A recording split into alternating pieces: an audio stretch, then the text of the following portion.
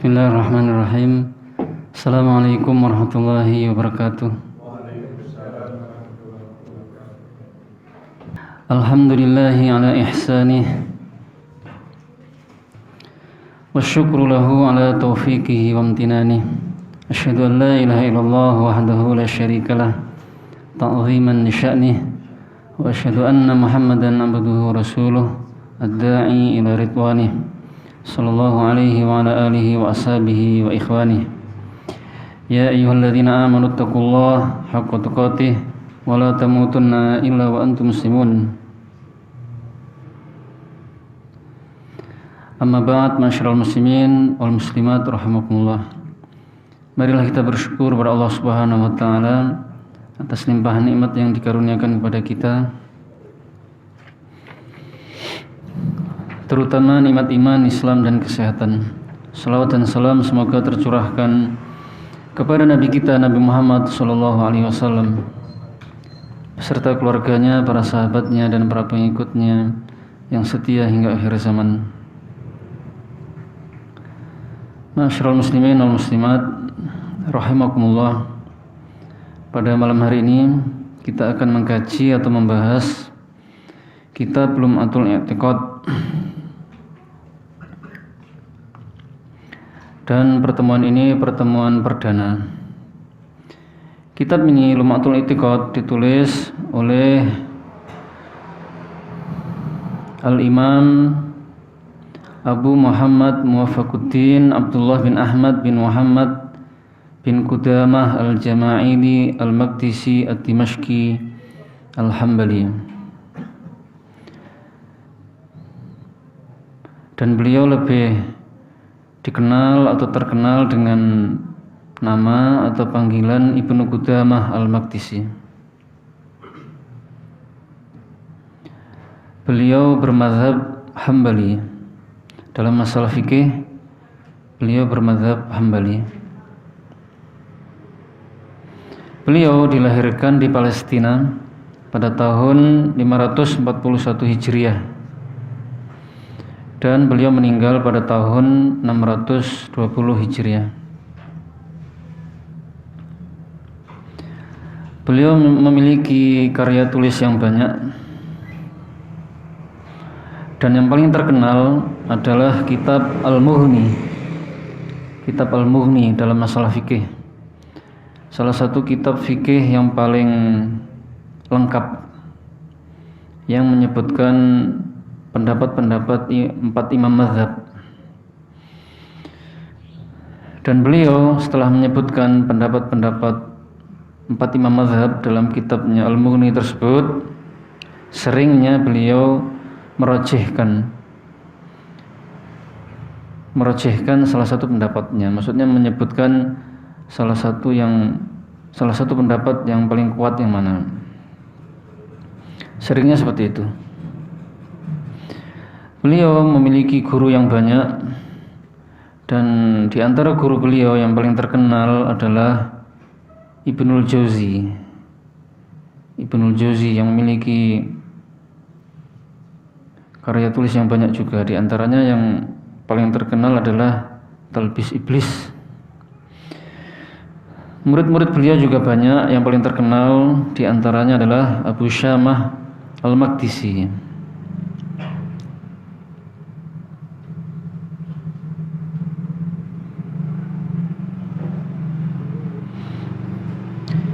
Kitab beliau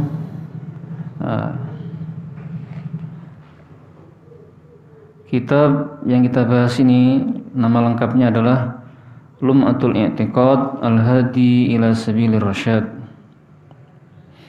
Lum'ah dalam bahasa Arab ada 2 arti. Arti yang pertama adalah sesuatu yang bercahaya, sesuatu yang memiliki cahaya. Arti kedua adalah bekal. Sedangkan Al-I'tiqad itu nama lainnya adalah Al-Aqidah, sama Pak.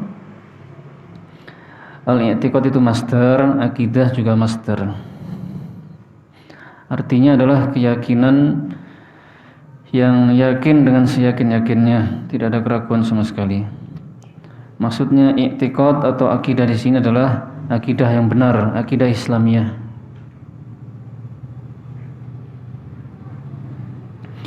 Jadi lum'atul i'tiqad maknanya adalah akidah yang memiliki cahaya yang menerangi manusia kepada jalan yang lurus, maksudnya begitu.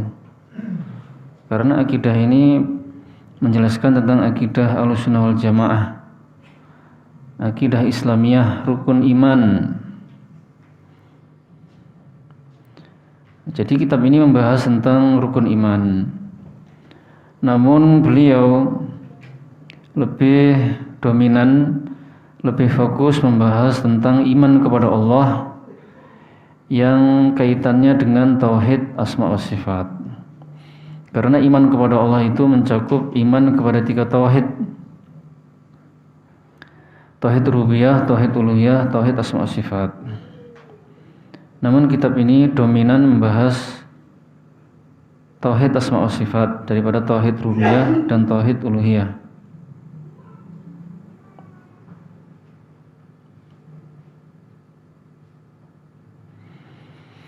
Karena penyimpangan-penyimpangan pada masa Ibnu Qudamah al-Maqdisi ini paling banyak adalah penyimpangan dalam masalah tauhid asma wa sifat. Ada yang mengingkari nama-nama Allah, sifat-sifat Allah, ada yang merubah maknanya kepada makna yang lain, ada lagi yang menyerupakan sifat Allah dengan sifat makhluknya. Maka dari itu beliau fokus ke situ. Berbeda dengan kitab-kitab Syekh Muhammad bin Abdul Wahhab seperti kitab Tauhid, kemudian Al-Ushul Tsalatsah dan yang lainnya. Kitab-kitab beliau lebih dominan, lebih fokus, lebih banyak membahas tauhid uluhiyah. Karena penyimpangan-penyimpangan manusia saat itu pada masa beliau itu dalam tauhid uluhiyah.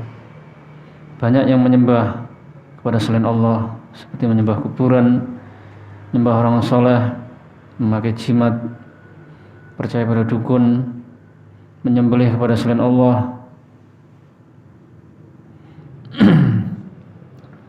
Tapi kalau kitab akidah ini dominan membahas tauhid asma wa sifat. Jadi Lum'atul I'tiqad adalah kitab yang insya Allah memberikan cahaya kepada jalan yang lurus, dan kitab ini juga sebagai lum'ah, bekal akidah bagi manusia kepada jalan yang lurus.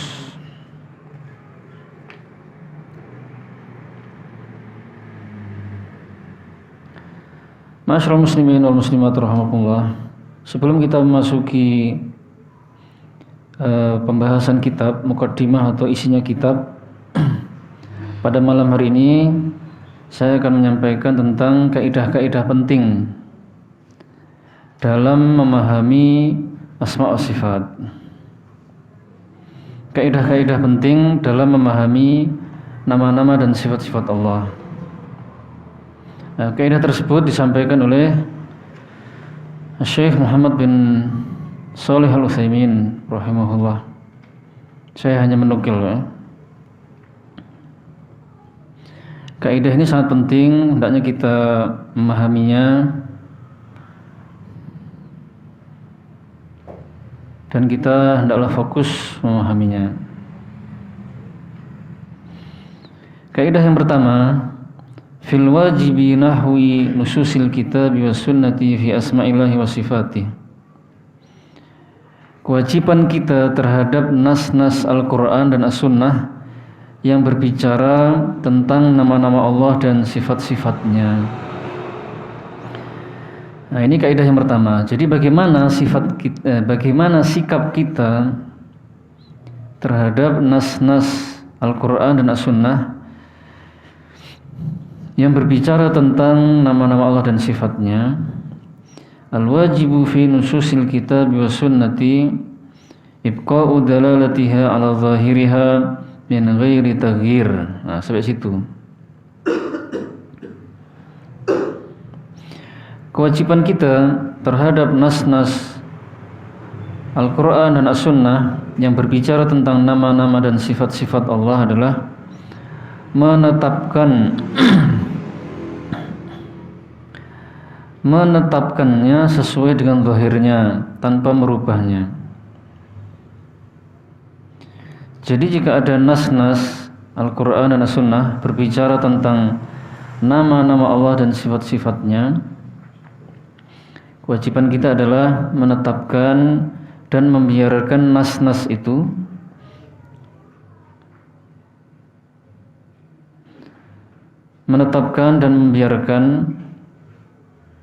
lafaz-lafaznya, makna-maknanya, arti-artinya, dan penunjukan nas-nas itu sesuai dengan zahirnya tanpa merubahnya, gitu ya. Tanpa menolaknya, tanpa merubah maknanya kepada makna yang lain. Insya Allah bisa dipahami Pak ya.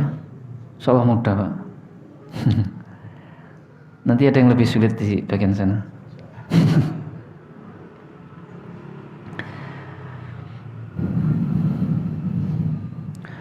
Contohnya di sini oleh Syekh bin Muhammad bin Shalih Al-Utsaimin dicontohkan dengan ayat bal yadahu mabsutatan, tetapi kedua tangannya terbentang.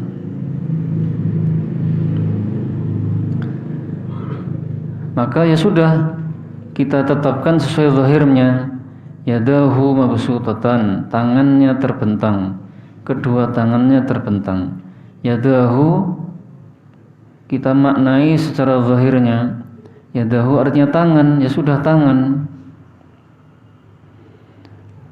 Makna zahirnya yadahu tangan dalam bahasa Arab gitu. Makna aslinya dalam bahasa Arab ya tangan.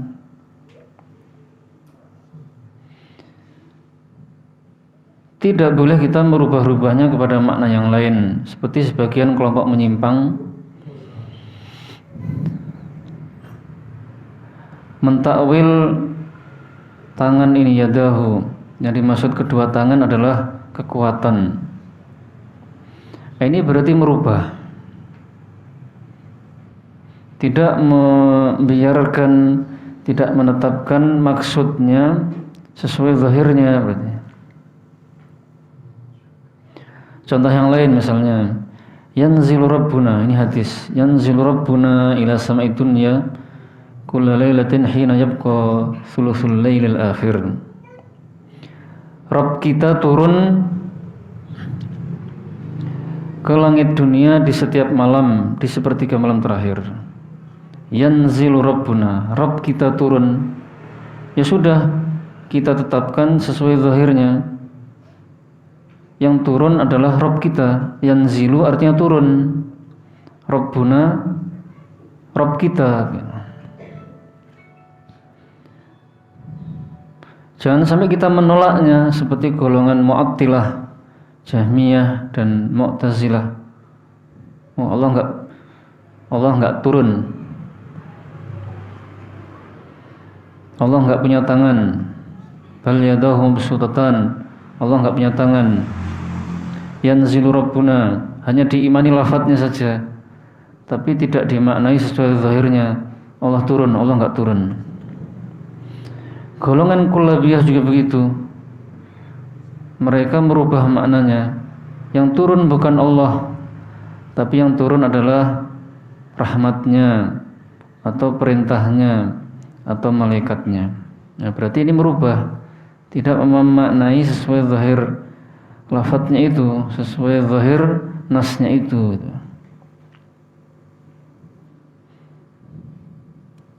Allah sendiri mengabarkan Rabb kita turun, masa kita merubah-rubahnya?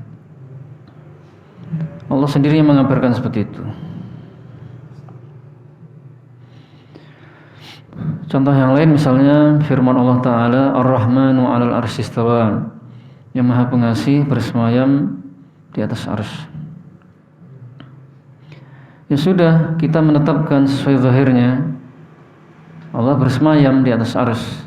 Istawa 'ala bersemayam. Tidak boleh merubah-rubahnya, tidak boleh menolaknya. Ada sebagian orang menolak, oh Allah nggak bersemayam di atas arsy.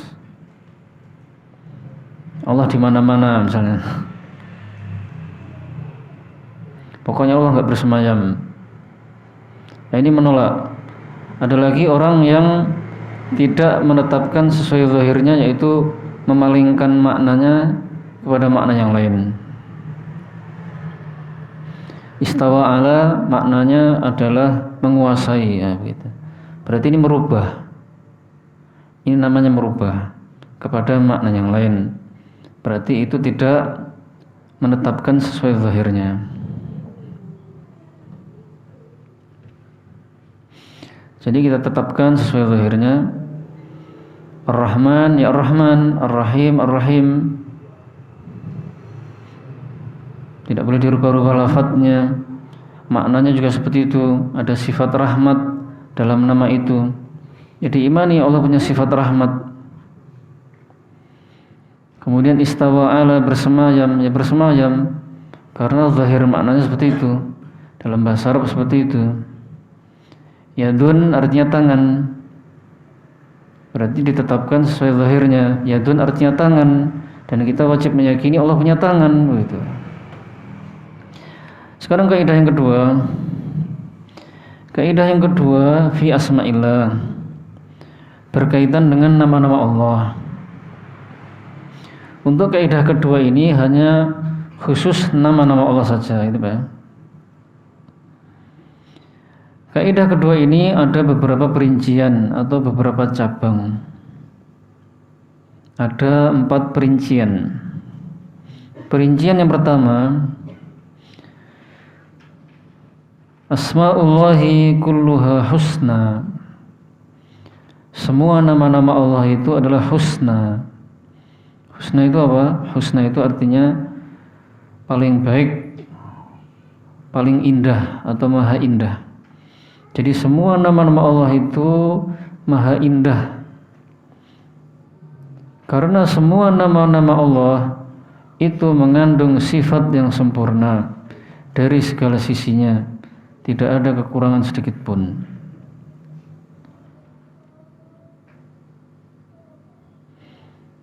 Ar-Rahman, nah di sana mengandung sifat rahmat. Al-Alim, terkandung sifat mengetahui, mengilmui dengan sempurna, mengetahui segala sesuatu secara terperinci, baik itu perkara yang lalu maupun yang akan datang. Jadi nama-nama Allah itu maha indah, secara lafadz indah, maknanya juga indah, mengandung makna yang indah, serta mengandung sifat. Beda kalau manusia, mungkin ada orang namanya Rahim, ternyata orangnya nggak penyayang gitu kan. Tidak mesti ada sifat.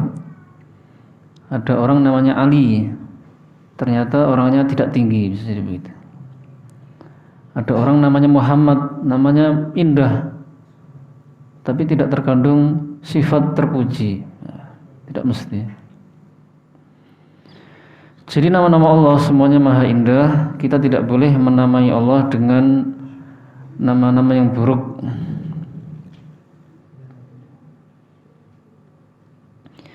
Allah Subhanahu wa taala firman, walillahil asmaul husna. Allah memiliki nama-nama yang maha indah. Fad'uuhu biha, maka berdoalah kalian dengannya. Berdoa dengan nama-nama Allah itu contohnya begini. Ya Allah, ya Rahman, ya Rahim, irhamni, gitu ya. Ya Razzaq, urzuqni. Ya Ghaffar, ighfirli. Wahai maha memberi rizki, berilah rizki aku. Wahai Zat yang maha pengampun, ampunilah aku.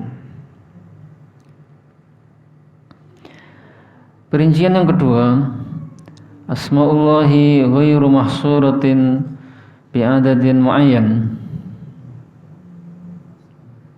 Nama-nama Allah tidak dibatasi dengan bilangan tertentu. Nama-nama Allah tidak dibatasi dengan jumlah tertentu. Jadi nama-nama Allah itu tidak terbatas. Yang mengetahui batasannya hanyalah Allah. Mana dalilnya? Dalilnya adalah hadis Nabi yang mana Rasulullah SAW pernah berdoa kepada Allah, as'aluka Allahumma bikulli ismin huwa laka samaita bihi nafsak wa anzaltahu fi kitabik aw 'allamtahu ahadan min khalqik aw ista'tharta bihi fi 'ilmil ghaibi 'indak. Akhrajahu Ahmad wa sahahahu al-Albani fi sahihah. Ya Allah, aku memohon kepadamu dengan seluruh nama-nama yang engkau namai untuk dirimu. Berarti seperti Al-Aziz, Al-Jabbar, Al-Ahad, As-Samad, Al-Hayyu, Ar-Rahman, gitu ya. Allah menamai nama-nama itu untuk dirinya. Atau yang engkau turunkan di dalam kitabmu, atau yang engkau ajarkan kepada salah seorang dari makhlukmu. Berarti Rasulullah, diajarkan kepada Rasulullah. Atau yang engkau rahasiakan untuk dirimu dalam ilmu gaib di sisimu. Berarti di sana ada nama-nama yang Allah rahasiakan, yang hanya diketahui oleh Allah saja, gitu ya. Ini dalilnya. Kalau nama-nama Allah itu tidak dibatasi dengan jumlah tertentu. Lalu bagaimana dengan hadis yang bunyinya inna lillahi tis'atan wa tis'ina isman man ahsaha dakhalal jannah, akhrajahu al-Bukhari wa Muslim. Sesungguhnya Allah memiliki 99 nama. Barang siapa yang menjaganya, dia akan masuk surga.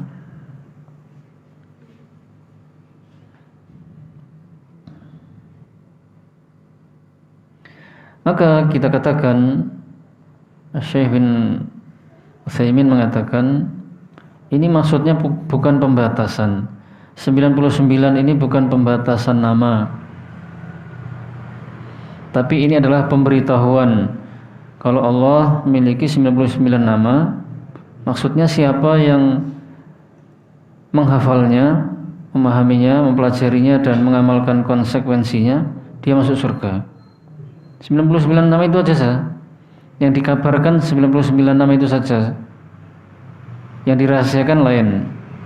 Siapa yang menghafal 99 nama itu dan mengamalkannya, mengamalkan tuntutannya dan kandungan makna yang terkandung di dalamnya, maka dia masuk surga.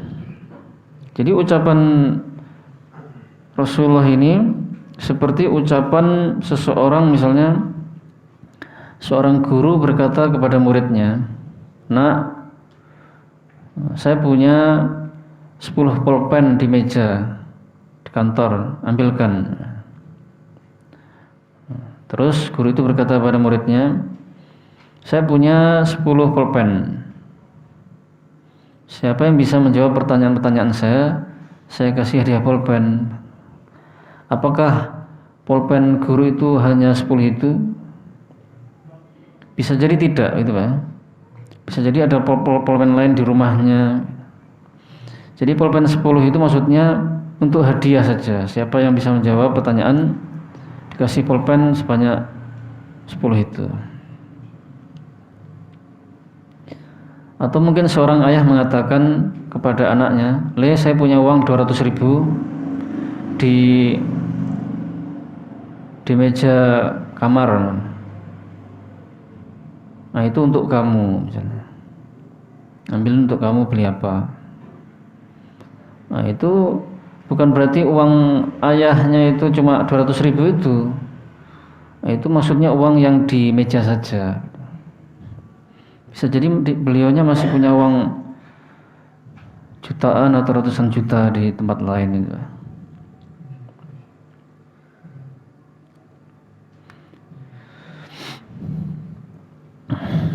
Perincian yang ketiga adalah Asma'ullahi la tathbutu bil aql wa innama tathbutu bis syara'.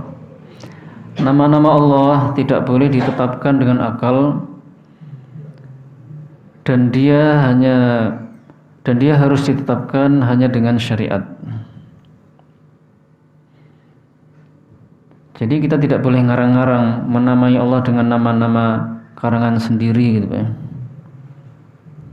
Seperti ada sebagian orang mengatakan Allah itu maha keren, Allah itu maha asyik. Ini nama-nama ini tidak ditetapkan oleh syariat di dalam Al-Quran dan hadis yang sahih, tidak ada. Dalam bahasa Arab juga tidak ada. Kalau Al-Jamil ada dalam hadis, maha indah gitu ya. Al-Jamil, maha indah. Kalau maha keren itu memang keindahan ada di situ, tapi ada makna yang lain seperti cekatan itu keren, kan, apalagi berpenampilan.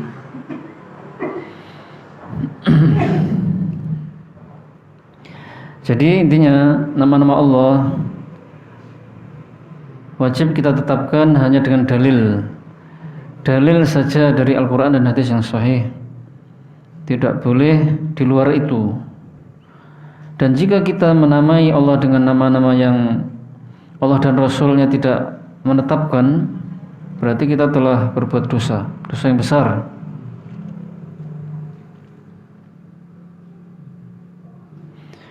Perincian yang keempat,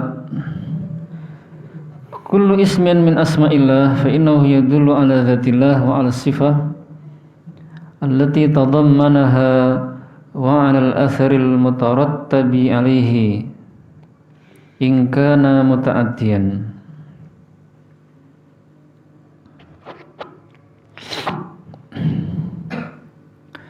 Setiap nama-nama Allah itu menunjukkan kepada zat Allah dan menunjukkan kepada sifat yang terkandung di dalam nama itu, dan menunjukkan kepada pengaruh yang timbul dari nama itu jika nama itu adalah muta'addi. Jadi semua nama-nama Allah itu menunjukkan kepada tiga hal, minimal menunjukkan kepada dua. Jika tidak muta'addi menunjukkan kepada dua, jika muta'addi menunjukkan kepada tiga. Muta'addi itu artinya yang butuh kepada objek, bukan berarti Allah butuh kepada hamba, tidak. Maksudnya ada pengaruhnya yang timbul yang mengenai hamba gitu, yang manfaatnya juga untuk hamba, muta'addi. Contoh yang tidak muta'addi, nama Allah yang tidak muta'addi ya. Al-Azim misalnya, Al-Azim yang maha agung. Maka nama Allah Al-Azim ini menunjukkan kepada dua. Yang pertama menunjukkan kepada zat, maksudnya Allah itu ada, zatnya Allah ada. Yang kedua menunjukkan kepada sifat yang terkandung di dalam nama itu, yaitu sifat al-azamah, sifat keagungan.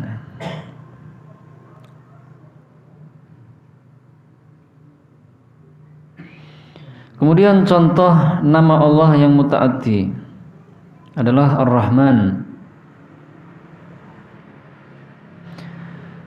Nama Allah Ar-Rahman menunjukkan kepada tiga.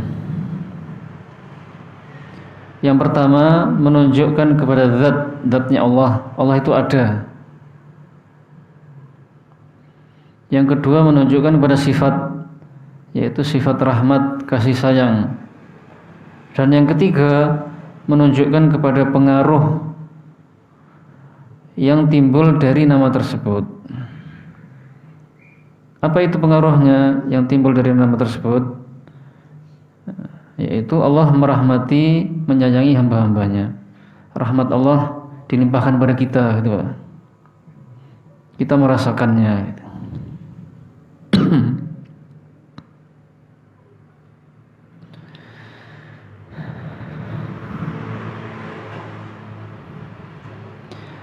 Maka iman kepada nama Allah itu tidak akan sempurna sampai kita menetapkan 3 hal tadi.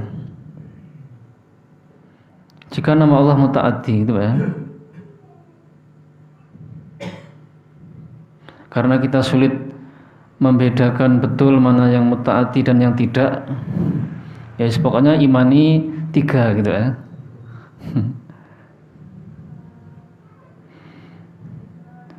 Jadi setiap nama Allah menunjukkan kepada zatnya Allah ada, Allah itu ada, menunjukkan kepada sifat yang terkandung dalam nama itu, dan yang ketiga menunjukkan kepada pengaruh yang timbul dari nama tersebut atau dari sifat tersebut, ada pengaruhnya.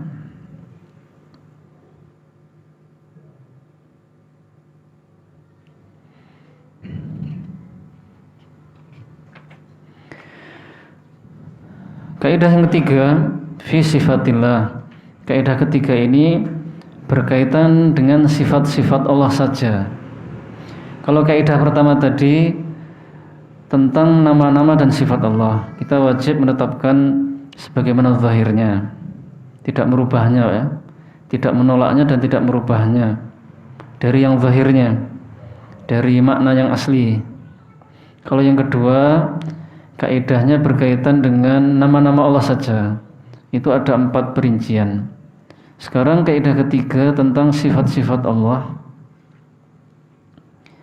Ini juga ada beberapa perincian. Ada berapa ini? Ada 4. Ada 4 juga sama. Perincian yang pertama, sifatullahi kulluha ulya sifatu kamalin wa madhin laisa fiha naqsun biwajhin minal wujuh. Semua sifat-sifat Allah itu tinggi, sempurna dan mengandung sanjungan. Tidak ada kekurangan sedikit pun dari arah manapun, dari sisi manapun. Jadi semua sifat-sifat Allah itu tinggi, sempurna dan terpuji, Pak. Tidak ada cacatnya, tidak ada kurangnya dari sisi manapun. Contohnya hidup, nah, sifat hidup. Hidup sempurna itu ya. Kalau makhluk kan hidupnya tidak sempurna. Kemudian al-ilm, mengetahui sempurna, Pak. Pengetahuan Allah itu sempurna, tidak ada batasnya. Kemudian kudrah, kemampuan, sempurna kekuatan Allah, kemampuannya. As-sama', mendengar, sifat mendengar, sempurna. Sifat melihat, sempurna. Dan semua sifat-sifat Allah itu sempurna. Allah Subhanahu wa taala berfirman, "Walillahil matsalul a'la." Dan Allah memiliki sifat-sifat yang maha tinggi. Maka kita tidak boleh mensifati Allah dengan sifat-sifat yang kurang atau yang jelek atau yang cacat. Nah, misalnya seseorang mensifati Allah mati misalnya, bodoh atau lemah, buta atau tuli, maka ini menghina Allah Subhanahu wa taala.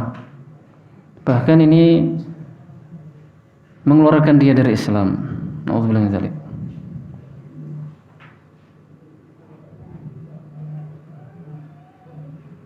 Bisa mengeluarkan dari Islam.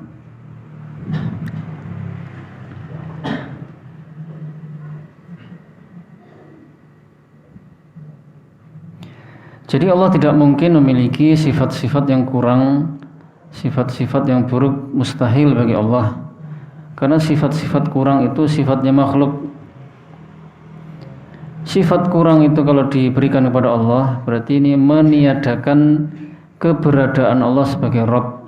Namanya Rabb, Tuhan itu sempurna. Jadi itu bertentangan. Kalau Allah diberi satu sifat saja yang kurang, maka itu bertentangan. Perincian yang kedua adalah sifatullah tanqasimu ila qismain, tsubutiyah wa salbiyah. Sifat-sifat Allah terbagi menjadi dua, yaitu tsubutiyah dan salbiyah. Apa itu sifat tsubutiyah? Yaitu ma atsbatahu Allah li nafsih. Sifat yang Allah tetapkan untuk dirinya.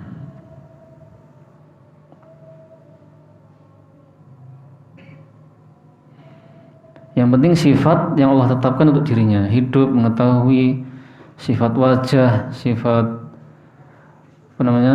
istiwa, sifat ketinggian, sifat melihat, marah, dan lain sebagainya yang sudah ditetapkan di dalam Al-Quran dan As-Sunnah. Itulah sifat tsubutiyah, gitu Pak.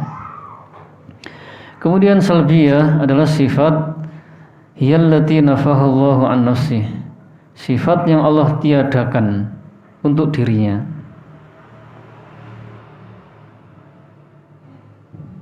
Seperti tidur, mati, kemudian bodoh, lemah, zalim.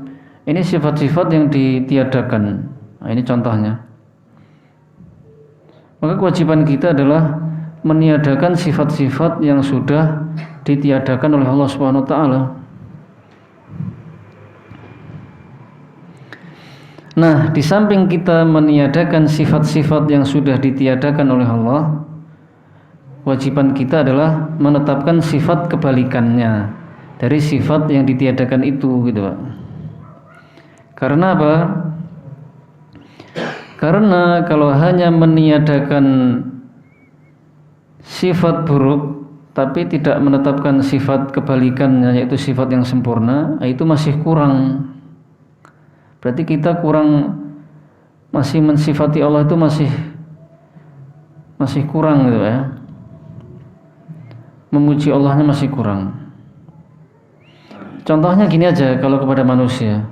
Dulu pernah saya contohkan waktu kajian kitab Talkhis Al-Hamawiyah. Yang kitab itu lebih sulit daripada ini ya. Waktu itu saya contohkan, misalnya ada seseorang bertanya, misalnya seseorang bertanya kepada saya, Pak Faris, penjual orang itu zalim atau tidak? Oh, orang itu enggak zalim. Nah, ini berarti meniadakan kezaliman dari orang itu. Orang itu enggak zalim. Nah, ini masih kurang sempurna, gitu Pak. Karena kalau saya mengatakan orang itu enggak zalim, bisa jadi orangnya tidak adil, orangnya biasa-biasa saja.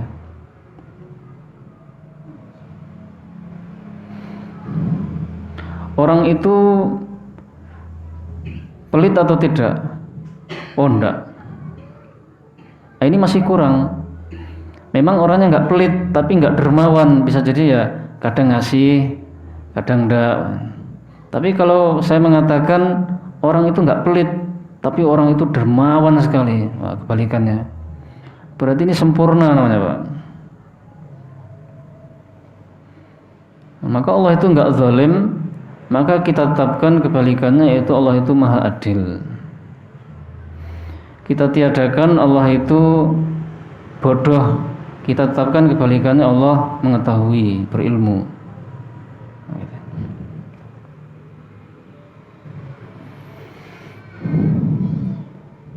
Perincian yang ketiga adalah as-sifatu tsubutiyah tanqasimu ila qismain. Sifat tsubutiyah itu sendiri dibagi menjadi dua, yaitu dzatiyah dan fi'liyah. Sifat dzatiyah itu tadi sudah dijelaskan adalah sifat yang ditetapkan oleh Allah untuk dirinya. Sifat yang Allah tetapkan untuk dirinya. Nah, ini ada dua macam, ada dzatiyah dan fi'liyah.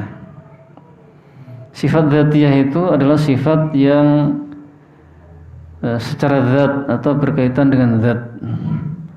Contohnya wajah, tangan, mata.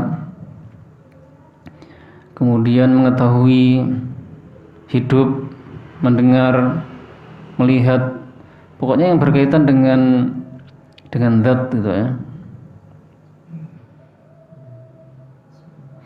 Yallati lam yazal wa la yazalu muttasifan biha. Sifat dzatiyah itu adalah sifat yang terus-menerus melekat pada Allah, tidak pernah terpisah sedikit pun, tidak pernah lepas atau pisah dari Allah sedikit pun. Nah, itu sifat dzatiyah. Hidup ya pasti itu sifat melekat. Kemudian ketinggian, itu Allah selalu tinggi, tidak pernah Allah itu rendah. Sifat mengetahui melekat terus, tidak pernah Allah sesekali lupa atau bagaimana. Yang kedua adalah sifat fi'liyah. Sifat fi'liyah adalah sifat perbuatan yang berkaitan dengan perbuatan. Yallati lam yazal wa la yallati tata'allaqu bimasyiatihi. In syaa fa'alaha wa in syaa lam yaf'alha.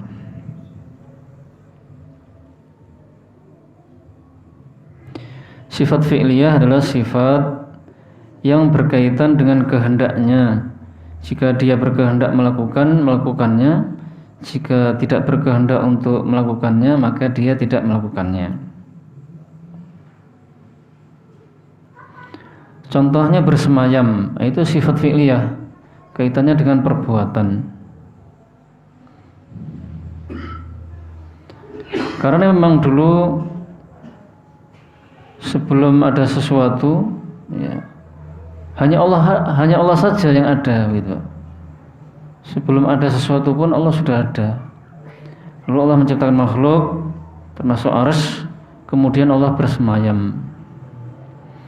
Bukan berarti bersemayam itu kemudian awalnya Allah itu di bawah arsy atau sejajar dengan arsy lalu Allah bersemayam, begitu tidak, Pak. Ya Allah selalu tinggi, nggak pernah ada makhluk yang sejajar atau di atasnya Allah, tidak pernah.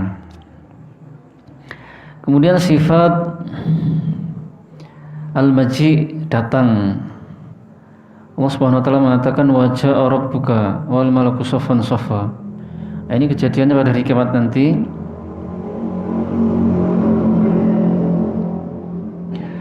Dan Rabbmu datang dan para malaikat berbaris-baris.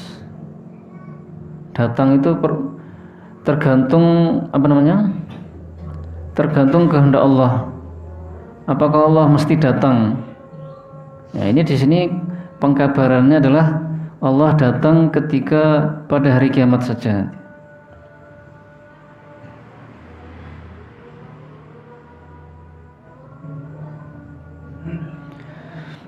Insyaallah bisa dipahami nggak ya, Pak ya? Jadi yang kaitannya dengan perbuatan ini tidak mesti dikerjakan, tergantung kehendak Allah. Kalau Allah berkehendak melakukannya, maka melakukannya. Jika tidak berkehendak, maka Allah tidak melakukannya.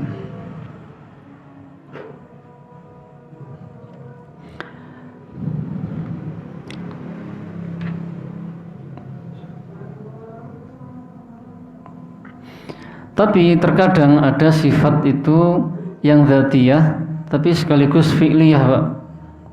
Seperti berbicara.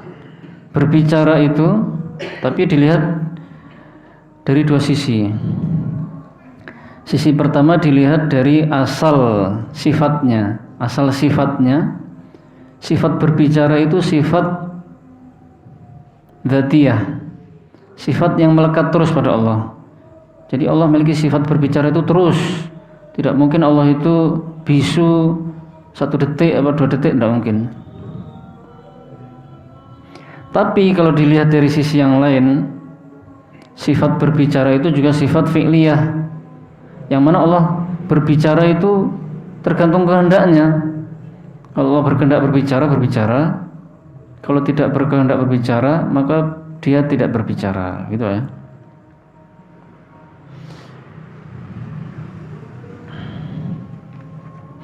Yang terakhir, nanggung Pak ya.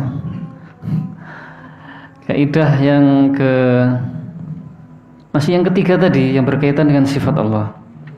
Kalau kaidah yang keempat insya Allah pertemuan depan.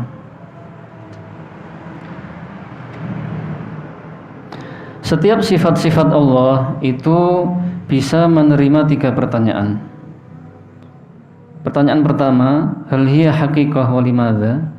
Apakah sifat-sifat Allah itu hakiki dan kenapa? Pertanyaan kedua, apakah boleh membagaimanakan sifat Allah dan kenapa? Pertanyaan ketiga, apakah sifat-sifat Allah itu serupa dengan sifat makhluknya dan kenapa? Maka jawabannya untuk pertanyaan pertama tadi adalah bahwasanya semua sifat-sifat Allah itu hakiki.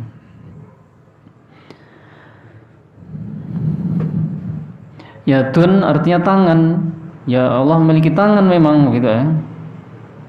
Kemudian istawa ala, Allah bersemayam hakiki. Bukan bermakna yang lain. Allah turun ke langit dunia di sepertiga malam terakhir. Hakiki Allah turun. Nah, gitu. Maknanya turun dan Allah turun. Nah, gitu.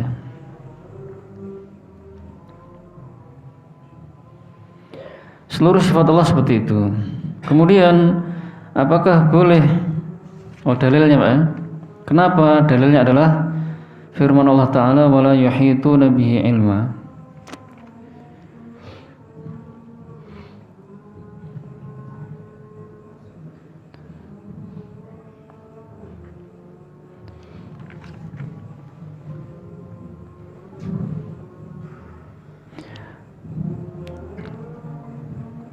Yang kedua, jawaban kedua adalah tidak boleh kita membagaimanakan sifat Allah.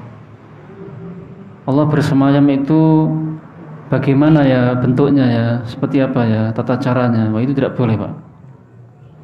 Baik itu modelnya pertanyaan atau menggambarkan dengan akal pikiran, membayangkan, atau dengan lisan atau dengan tangan menggambar Allah itu kalau bersemayam seperti ini, duduk seperti ini, nggak boleh.